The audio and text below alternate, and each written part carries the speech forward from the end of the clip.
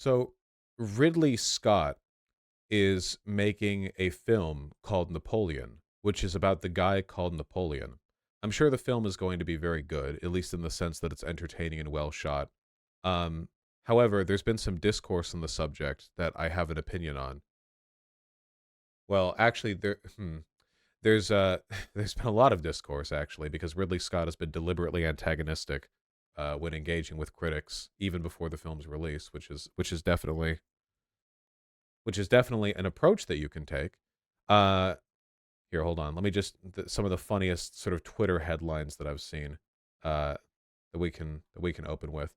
First of all, okay, just uh, the first thing I saw is this. This isn't even related to the politics. Okay, this is just like at the face of things. Man, I cannot wait. I cannot wait for more directors than Wes Anderson to realize that you can have vibrant colors in a scene and still have it be a serious scene. I can't wait. Right now, only Wes Anderson has discovered the technology to vary the tone of a scene while still having high vibrancy. But unfortunately, right now we're in the era of everything being muted. Did anyone see that bit on Twitter where they compared it's like a TV show about the Queen to the Queen speaking, and there's a massive difference in the saturation between between the scene and the actual. The Crown. Thank you. Look at this. This is insane. The top is the TV show, and the bottom is the actual 1997 broadcast. Dude, hold on. There we go. Color wasn't invented until recently. No, it was uninvented. We've lost the technology for color. I'm so like everything is muted now all the time. I don't understand. This isn't even the politics. I haven't gotten to the politics yet. But like everything has to be dark all the time now. If you ever one of the reasons, okay, so my personal theory for this is that one of the reasons why muted colors and dark scenes have gotten more popular is because CGI looks much better when you can't see much of it. Now that we're in an era where most movies are like blah blah superhero cape shit CGI monstrosity nonsense, uh as a consequence of that, we tend to lean in with like very low lighting and like rim lights maybe, but a lot of dark or whatever else. So now like everything's shot that way because we're just used to it basically. If you watch Marvel movies, like a bunch of them back to back, you'll see that they over time have adopted a very consistent standard towards color grading where everything gets kind of merged together into a very samey like tone and light level for scenes. I blame Snyder. There are a lot of people to blame for this, to be honest. There are a lot of people to blame. The first Iron Man is very colorful and the CGI looked great and still does. Yeah, yeah, yeah. If you go back to like the earlier like the because Iron Man was like the first uh modern Marvel studio, like it kind of set things off. Um there's a lot more color and vibrancy in that movie's action scenes. But you can actually see it just in the movie poster, I feel. Like, if you compare the movie posters for the original Iron Man, even the like standard Hollywood one where it's like, let's get every actor to like look cool at the camera or whatever. And then you compare it to Iron Man 3. See? I know they're very different shots. This is a poster that's been crumpled up. But still, I know they're very different shots, but you can see like an immediate difference in the attitude towards color grading. Thor Ragnarok was more bright and vibrant, and that's why people liked it. I feel like it's gone downhill over time, you know? Maybe I'm being selective here. I don't think I am. I feel like in general, people just think that like saturated colors are kind of cringe now. It's the exact same reason that like in the first Captain America movie, fake costume. They have the fake costume. Wait, hold on. Captain America movie uh costume. Like the one that he wore. It's like this basically. Yeah, when he was back in the 40s, he wore like the fake costume and it was all bright and then it's like, "Oh, well you're in the modern day now, so you need to have like some super desaturated whatever." It's kind of like that. But it doesn't have to be that way.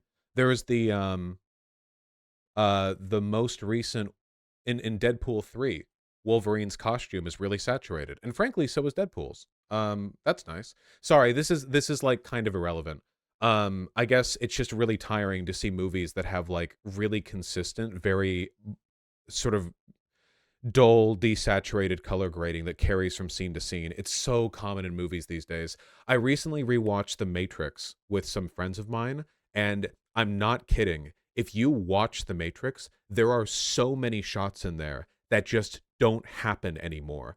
Fight scenes where like it's not just one cut every eighth of a second, or like interesting cuts where the camera follows a person as they jump through a window and then like turns around as they turn around. None of this happens anymore. None of this happens anymore at all. It just doesn't exist anymore. Modern movies have lost the technology. Okay, good movies are like Roman concrete. All right, we listen. Okay, maybe somewhere a group of like monks have stored the secret information. Some Irish monks have stored like the secret to beer brewing. But for the most part, no, it's lost technology. Um, yeah, I do think that a big part of it is CGI versus practical effects. The Matrix leaned heavily on practical effects, not entirely, but heavily. Another good example of a movie that has great color grading that's very fun and vibrant to watch is Mad Max Fury Road, and a lot of that is because they also relied on practical effects versus CGI. So when you're watching it, you know they kind of styled the color grading to the scene, and it leads to some really nice looking shots. Look at this. This is the opening shot of the movie, if I remember correctly. That looks really nice. It's vibrant, and it takes place in a desert too. You'd think that it would be like a really kind of grayed out movie just on account of that, but it's not. It's not. Um, I've heard that Hannibal show is pretty good. Yeah. Blade Runner? Yes. In terms of hey everyone, did you remember that this is a movie and we have the ability to alter like color grade and make interesting shots? The Blade Runner sequel is pretty much a masterclass. Yeah. The Blade Runner sequel is basically just an art film that exists to remind you of the color spectrum. You know, it is there to yeah. That's the purpose. The original Blade Runner, to an extent as well. They're both very pretty movies. Whatever. Anyway, I'm sorry. This is so not even the point. This is my own gripe with Dune. The cinematography is so good. I've never seen a desert so gray. I will defend that. I'll defend that. I think that desaturation can be good when it's done purposefully.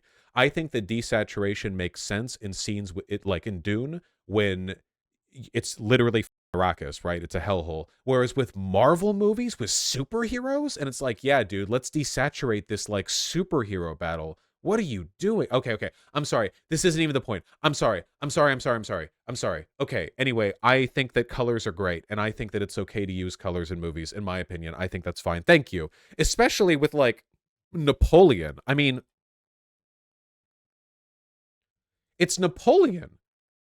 Like this guy wasn't exactly averse to ostentatious presentation. I mean, everyone's seen the most famous photo of him, right? This guy wasn't exactly like a dull gray minimalist, you know. He's a wacky emperor. Look at him. He's a goofy goober. Did I say photo? Yes, this photo, the first photo ever taken of a human, Napoleon Bonaparte. Look at the way he dressed in this photo. Look at the way he dressed. Like you're gonna look at this guy and you're gonna be like, all right, let's depict this flamboyant queen. All right, I know how we're gonna do it in gray. Okay, I'm done. I'm done. Except I'm not. Look at these paintings of him. You're really gonna like, oh yeah, man. It's time for us to really bring the historical limelight to Napoleon Bonaparte. All right? In gray. Okay, I'm sorry. Now we're getting to the politics. He looks very uncomfortable. Yeah. Bosch, remember this is art, so it's going to be a bit off. Okay, we know for a fact that Napoleon was an ostentatious queen, all right? Um, okay, okay. He was an emperor. All right, moving on. So anyway, yeah, that's the thing. Now to the politics. Thank you. Okay, so Ridley Scott has been engaging with criticism in a very funny way. Responding to negative comments from French critics about Napoleon, the French don't even like themselves. Great, fantastic. So, for those of you who don't know much about Napoleon Bonaparte, I'm gonna simplify his history down. Like, I'm gonna like sort of like bring it down, like condense it very closely. Okay, are you ready? He was kind of a dick. He's a very interesting guy, very smart guy. Also, in a lot of ways, a huge giga chad. He was also a dick. He's not great. It's complicated. Now, anyway, um, the main issue that I have is this. Ridley Scott on shooting a sequence where Napoleon's cannons fire at the pyramids. I don't know if he did that, but it was a fast way of saying he took Egypt. Now, leaving aside the took Egypt part, which I guess we'll get to in a second, um, I don't know if he did that, but it was a fast way of saying he took Egypt. Okay, one more here. Ridley Scott on historians having criticisms about Napoleon. When I have issues with historians, I ask, "Excuse me, mate, were you there?" No, well, shut the fuck up then. This is a very stupid thing to say. This is like an incredibly low IQ. It's not even like a joke, really. It's just like very very stupid. Um, now it's funny though. So here's the thing, okay? Now this is very subjective. I am not a history nerd. I am not like a Hearts of Iron 4 player. I don't care about historical accuracy as a virtue in and of itself. What I really don't like is the blurring between historical accuracy and historical inaccuracy. The problem that I have is that when people engage with a piece of media and that media presents itself as something that is historically accurate, historical inaccuracies can potentially lead people to form wrong conclusions. Now, again, this isn't always the case. For example, I'm a huge fan of the movie Jojo Rabbit. Jojo Rabbit is a historical drama, but it's also obviously not real. Like, nobody would watch Jojo Rabbit and think, oh, Hitler looked like Joaquin Phoenix and was a goofy goober and also was an imaginary friend or whatever. Like, obviously, the way it presents itself. Did I say Joaquin Phoenix? I did, didn't I? Taika Waititi. Sorry. Yeah, thank you. Yeah. Um, because I was just looking at Joaquin Phoenix. Okay, I was just looking at him. Whatever. Watiti, not Wakiki. Please, please. I'm tired.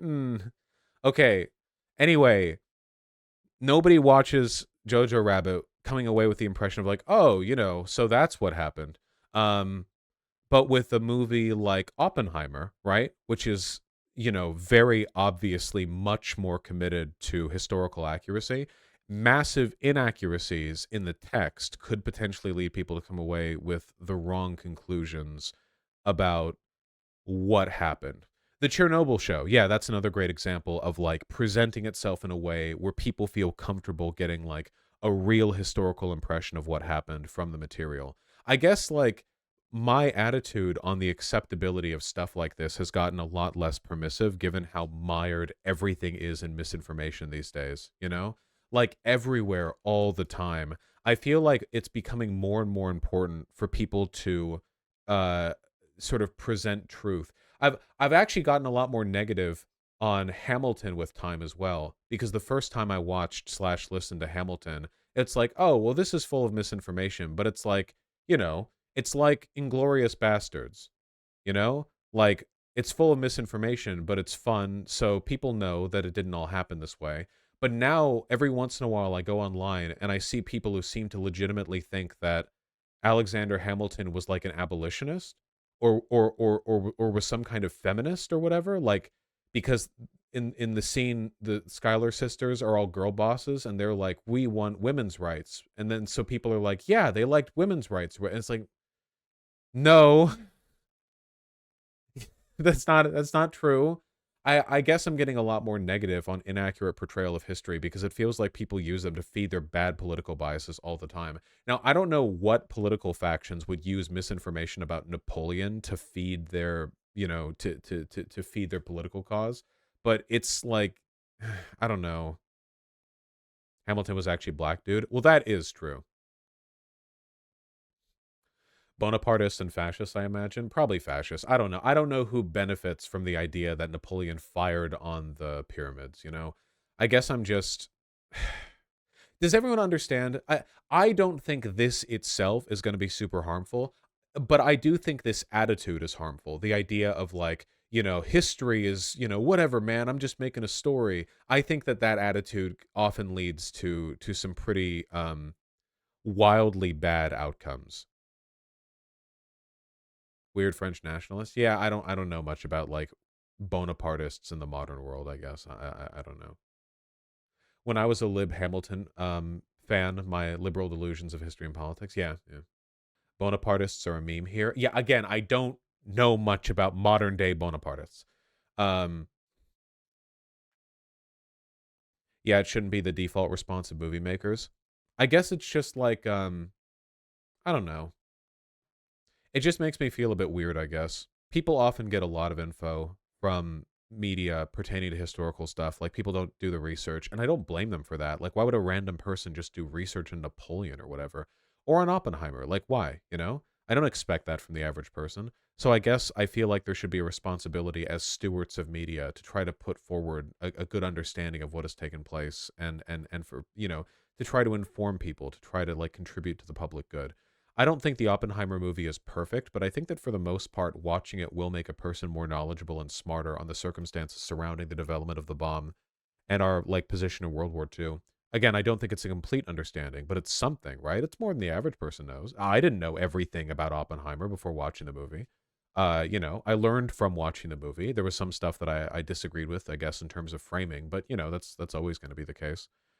Um, hmm. Leaked storyboard of Napoleon. It's going for a Marvel approach. I guess if it's so over the top that it doesn't present itself as being authentic with its history, like the same way that Inglorious Bastards obviously wasn't, that's fine.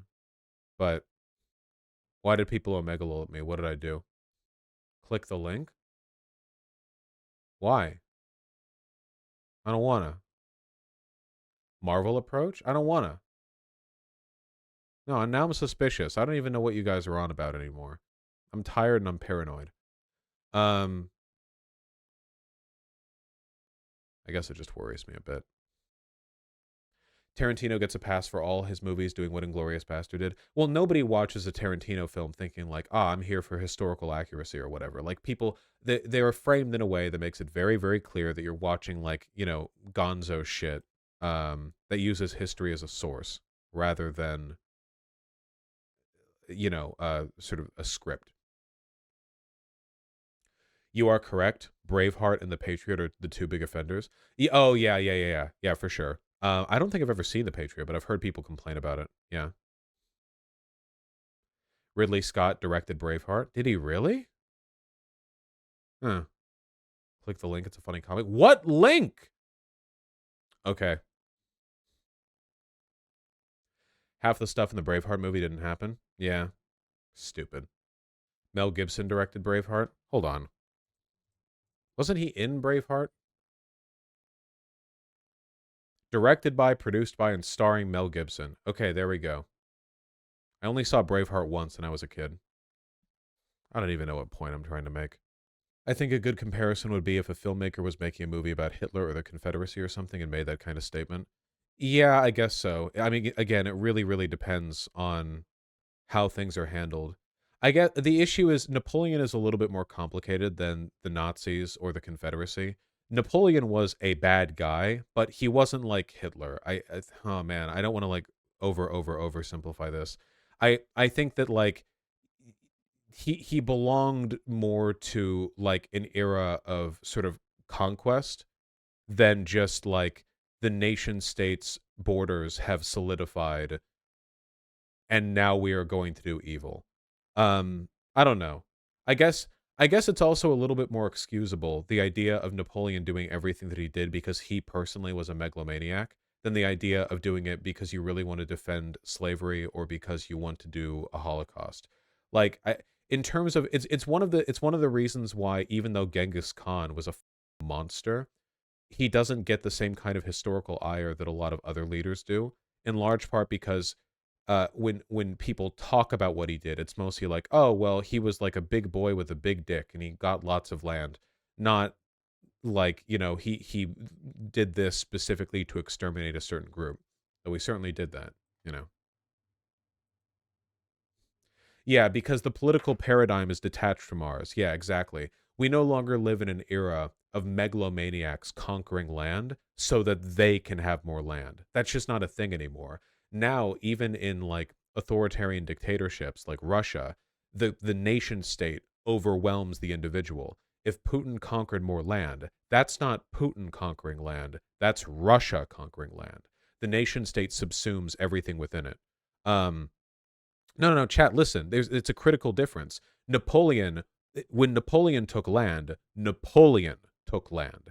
The concept of the nation state wasn't a fully developed thing at the time. He was the emperor, and he just his territory followed.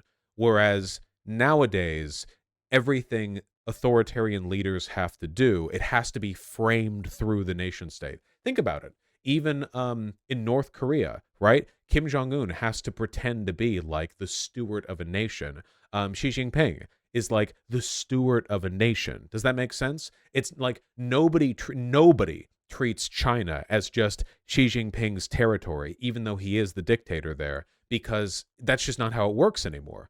The main issue ultimately is that nations are just too complicated for that to be the case anymore. It used to be that you could basically have like a guy, generals, and an army, and that could be a country. The closest thing you have to that these days are in like the most war-torn regions of the world, like in sub-Saharan Africa. There are areas where it's like warlords, basically. Yeah, Asir, but keep in mind that Napoleon was kind of a rejection of the values of the French Revolution, right? Like the French Revolution was, very, principally anti-authoritarian. Napoleon was like a no, actually, we do need, I'm not saying the concept of the nation state wasn't around back then. I'm saying that Napoleon wasn't acting under the auspice of that concept. It was you know, he was like the last gasp of true like imperial hegemony in Europe, basically. Nation states are just too complicated for one person to rule in that way. The problem is modern day economies and civil societies are so multi-segmented that you can't just be the guy with your generals and your armies or whatever. You need like this massive branching civil society. Societies have to be very, very, very sort of developmentally regressive for that not to be the case there. Again, like, parts of sub-Saharan Africa where it is basically just warlords. But even then, we don't treat it the same way. When warlords are fighting in an area, who actually decides the borders of a nation? It's not the nation itself, is it? It's the international community. After all, Russia has effectively controlled the Donbass, or at least part of it, since 2014. But nobody in the world considers the Donbass to be part of Russia. So borders are now determined not by just who has power over an area, but by international consensus. And likewise, in sub-Saharan Africa, there are areas that are completely controlled by like warlords and rebel groups. But, we don't like change international borders to recognize that. We just say that there are warlords operating within the state, meaning that the nation state is taken so for granted that we will grant the nation state territorial, authority over areas where it doesn't even have sole control on the use of violence, which is kind of the thing nation states do. That's because our world only really works under, uh, sort of the sole reign of nation states. It's just how it works. It's what we live under. It's like how borders didn't used to exist. Whenever you see an old map, like of the Holy Roman Empire or the Romans or whatever, like any map before the 18th century, borders did not exist. What you had were towns and castles and villages and settlements, and what mattered was which settlements were being taxed by which lords. That was how it worked. You would have like a scattering of villages in an area, and then there would be this loose understanding like, oh, we're east of the river, or oh, their territory ends where the forest begins, or whatever else. And sometimes villages would get taxed twice by both lords, and there would be fights over it, but there weren't really borders. There was never a line you would cross. People would just kind of merge across territories all the time. Language, culture, religion would just bleed across space because, again, there were no borders. Kind of like Mountain Blade. Well, no, there are borders in Mountain Blade. Vosh, you have no knowledge on the dynamic of revolutionary France. This is embarrassing. Why is it that the people most concerned with my lack of knowledge are also the people most personally incapable of explaining the lack of knowledge? I agree that Napoleon's era was like on the border of nation states becoming a legitimate force. Most fiction doesn't really explain how feudalism worked really well. Yeah, like a big thing that is really, really difficult to understand in retrospect is how weird information traveling was. Nobody knew anything. You would get information as quickly as it took to arrive to you on horseback, and people would get different information. Different people spoke different languages, and there were language customs that changed between different villages, let alone different like kingdoms and empires, meaning that messages would get muddled constantly. At the end of the day, the only thing that truly mattered was like who was paying the wages of the soldiers nearby. So when you look at medieval maps like this, like England, Ottomans, whatever else, this is just a vague modern abstraction of what in reality was, you can kind of see it here with these clusters of villages and provinces and stuff, but in reality, a lot of this was just a mess, you know? And a lot of it didn't make sense. Up until triangulation was used on local mapping, people didn't even know what their own countries looked like. I mean, they didn't exactly have satellite images of space. Like, how do you know? If you're just walking the border of France, how the do you, like, I don't know, I think it's about like 200 miles or whatever. Like, yeah, it was difficult. Zoom in on the Holy Roman Empire. Yeah, it's a mess. Look, Crimea used to be so much larger. Maps weren't even made much from bird's eye view either. Yeah, you can actually see, hold on. Map used in medieval times. Give me something useful, please. Maps from those days were the world's oldest medieval map. Maps from those days were more like, I think a river is kind of here-ish, and I walked a while, so this is kind of where the land is. There's a city here. I saw a big snake here. This is where I saw a deer, or whatever. Um, we make fun of maps like this, but again, they were literally like walking and drawing. People would struggle, I think, to draw an accurate top-down map of their own floor plan without a lot of revising and looking at stuff. Can you imagine doing this for an entire countryside? Took years, took centuries.